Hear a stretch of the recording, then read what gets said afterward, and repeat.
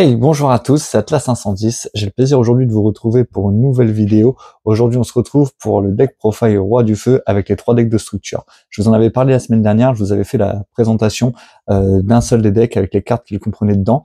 Parce que pour moi, c'était l'un des meilleurs decks de structure à acheter depuis le deck marqué qu'on a vu, il me semble, il y a 2 ans. Il y avait énormément de cartes à récupérer, de très bonnes staples. Donc pour tous ceux qui veulent commencer Yu-Gi-Oh, c'est un deck que je conseille vivement. Donc aujourd'hui, c'est une petite version avec les 3 decks de structure. Vous allez voir, il y a pas mal de choses à améliorer. Je sais qu'il y a une version avec Diablo Star qui est assez forte. Il y a une autre version avec les Tri-Brigades qui marche plutôt pas mal. Mais aujourd'hui, je le joue pur, juste avec les 3 decks de structure. Donc je vais vous présenter tout de suite tout ça. Donc, on va jouer 3 Rois du Feu Sacré Garonix. Donc lui, c'est le boss monster du deck. Donc ce sont que des monstres feu. Après, on va avoir des bêtes ailées, des bêtes, il me semble, des bêtes guerriers aussi. Donc, qu'est-ce qu'elle dit cette carte-là? Si un ou plusieurs de vos monstres qui étaient feu à l'origine sont détruits au combat ou par un effet de carte, vous pouvez invoquer spécialement cette carte depuis votre cimetière. Si elle y était, lorsque le monstre a été détruit. À la main, même s'il n'y était pas. Si cette carte est invoquée normalement ou spécialement, vous pouvez détruire un monstre feu, bête guerrier ou bête ailée. Roi du Feu Sacré Garonix exclu depuis votre main, deck ou terrain face recto, et si vous le faites, cette carte gagne une attaque égale à la moitié de l'attaque du monstre détruit qu'il avait jusqu'à ce tour. Vous pouvez utiliser chaque effet du Roi du Feu Garonix qu'une seule fois. Donc c'est vraiment l'une des cartes les plus importantes du deck. On va la jouer bien sûr x3. Hop, je vais la recentrer. Derrière, on va jouer Avatar Grand Roi du Feu Kirin. Pareil, on va le jouer en x3. Donc je vais passer un peu de temps sur les cartes parce que je vous les ai présentées assez rapidement la semaine dernière. Donc on va lire leurs effets ensemble. Donc lui, c'était un monstre bête, donc toujours d'attribut feu, et de niveau 8. Donc durant la même phase, si cette carte est dans votre main, effet rapide, vous pouvez détruire un autre monstre feu dans votre main ou terrain face recto, et si vous le faites, invoquez spécialement cette carte. Si cette carte est détruite et envoyée au cimetière, vous pouvez invoquer spécialement un monstre Roi du Feu ou Roi du Feu Avatar Grand Roi du Feu Kirin, exclu depuis votre main au cimetière. Oui, vous pouvez détruire une carte sur le terrain. Vous pouvez utiliser chaque effet d'Avatar Grand Roi du Feu Kirin qu'une fois par tour. Pareil, c'est aussi une très bonne carte à jouer. Donc elle permet de s'invoquer SP, c'est très fort, et en plus de détruire des monstres. Donc franchement, qu'est-ce qu'on veut de plus dans ce deck si vous n'avez pas compris que le but du deck étant de détruire ses propres monstres pour activer leurs effets? C'est vraiment une mécanique qui est assez sympa. En tout cas pour ma part, moi je trouve que ça c'est sympa. Roi du Feu, légendaire Ponix, donc lui le petit niveau 1, donc c'est vraiment la carte qu'on va essayer d'avoir le plus rapidement en main. Donc c'est un monstre bête ailé. Donc si un ou plusieurs de vos monstres qui étaient feu à l'origine sont détruits au combat ou par un effet de carte, vous pouvez invoquer spécialement cette carte depuis votre main. Si cette carte est invoquée normalement ou spécialement, vous pouvez ajouter une magie piège Roi du Feu ou Roi du Feu depuis votre deck à votre main, durant la prochaine standby phase. Après que cette carte a été détruite et envoyée au cimetière, ajoutez cette carte depuis le cimetière à votre main. Vous ne pouvez utiliser chaque effet Roi du Feu qu'une fois par tour.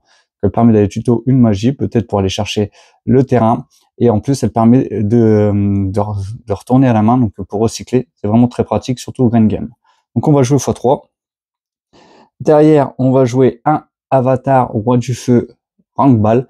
Donc si un ou plusieurs monstres Roi du Feu ou Roi du Feu face recto que vous contrôlez sont détruits ou par un effet de carte, sauf durant un damage step, vous pouvez invoquer spécialement cette carte depuis votre main.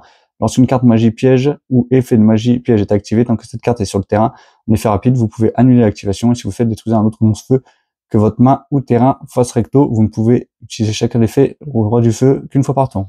Donc je l'ai mis pour pouvoir gérer les magies adverses. Franchement, ça peut être très bien. C'est vraiment une très bonne carte. En plus, ça permet de s'invoquer SP et de toujours pouvoir détruire nos propres monstres feu. Donc c'est très intéressant dans le deck. Derrière, on va jouer 3 avatars Roi du Feu Arvata. Donc celle-là, c'est pas une nouvelle carte. Elle fait partie des rééditions. Donc c'est un type bête guerrier de niveau 4 qu'on va pouvoir aller tuto avec la formation de feu Tenki, donc qu'on joue juste derrière. Lorsqu'un effet de monstre qui est activé, tant que cette carte est sur le terrain, en effet rapide, vous pouvez annuler l'activation, et si vous le faites, détruisez un autre monstre feu dans votre main ou terrain face recto.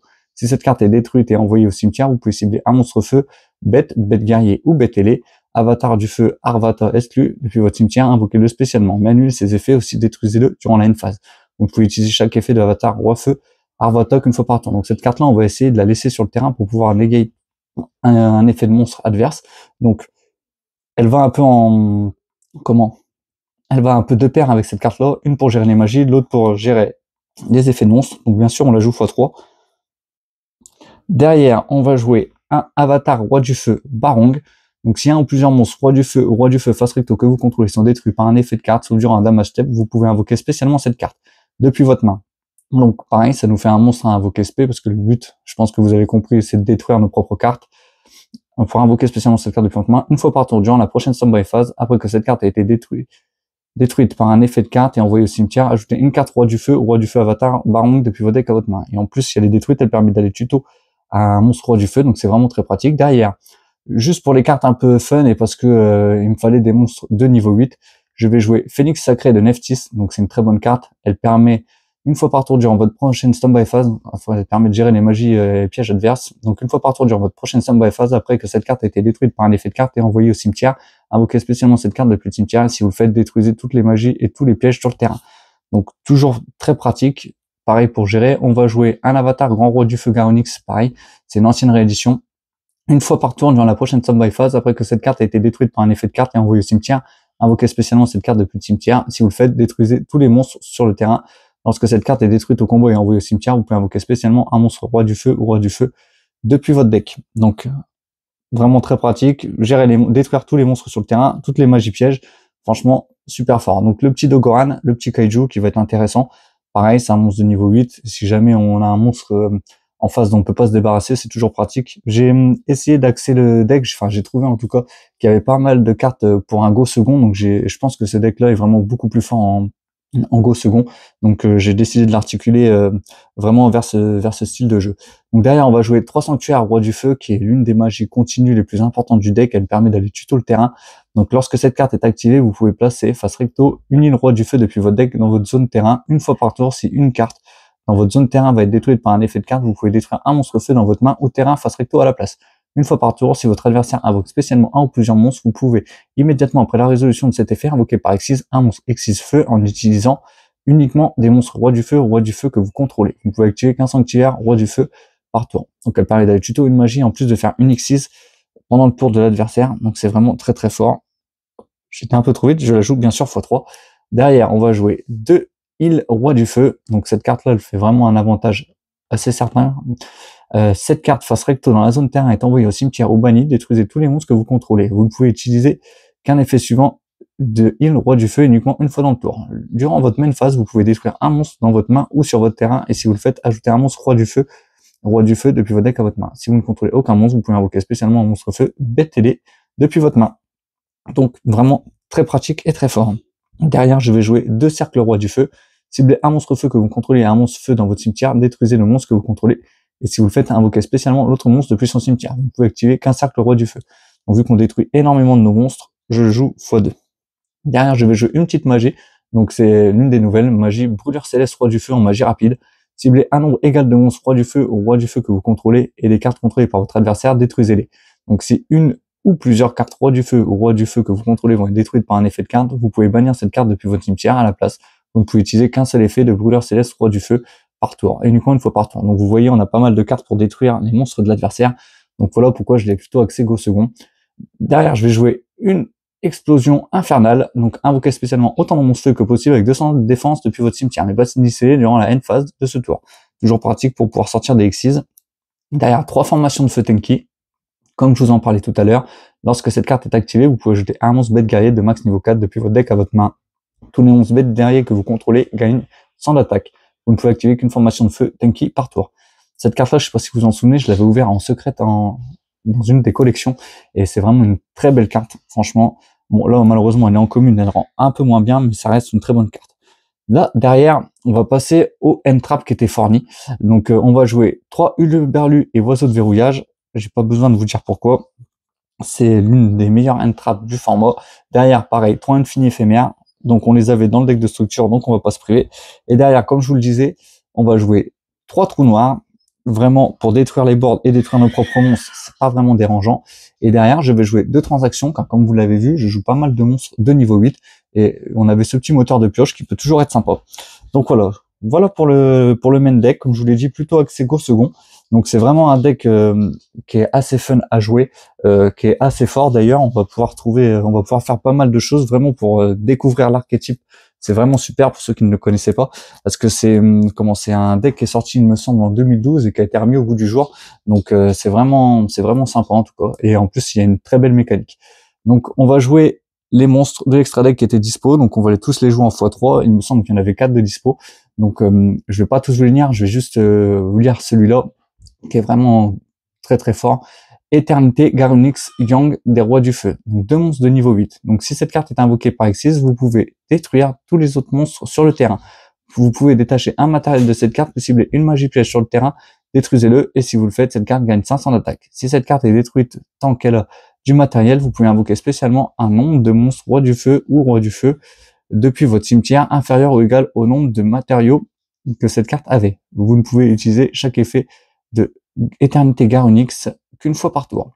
Donc on la joue bien sûr x3. Donc voilà pourquoi la magie est vraiment très importante, la magie continue, car elle nous permet de faire des Xyz. Donc en gros on peut détruire les cartes de notre adversaire et nos propres cartes pour proc les effets de nos monstres. Donc c'est vraiment très très fort.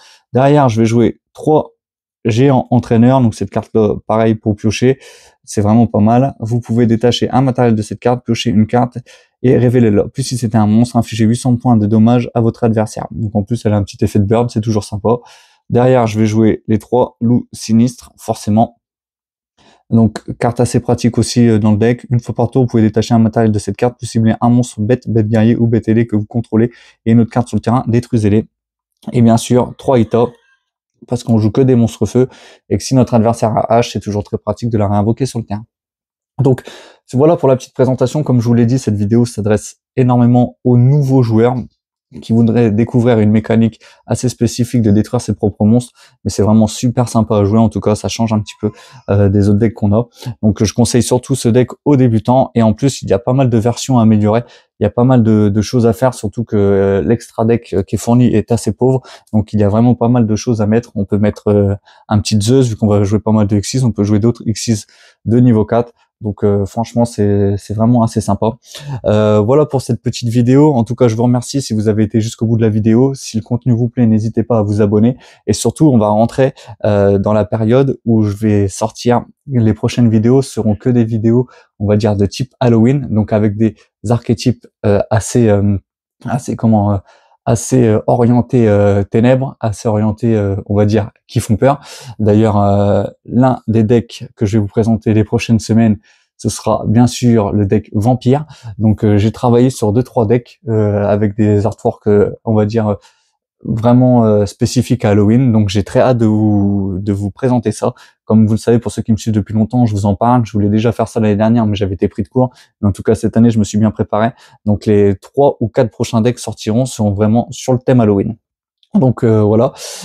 Et ben écoutez, c'était Atlas 510. Au plaisir de vous retrouver pour une prochaine vidéo. À bientôt.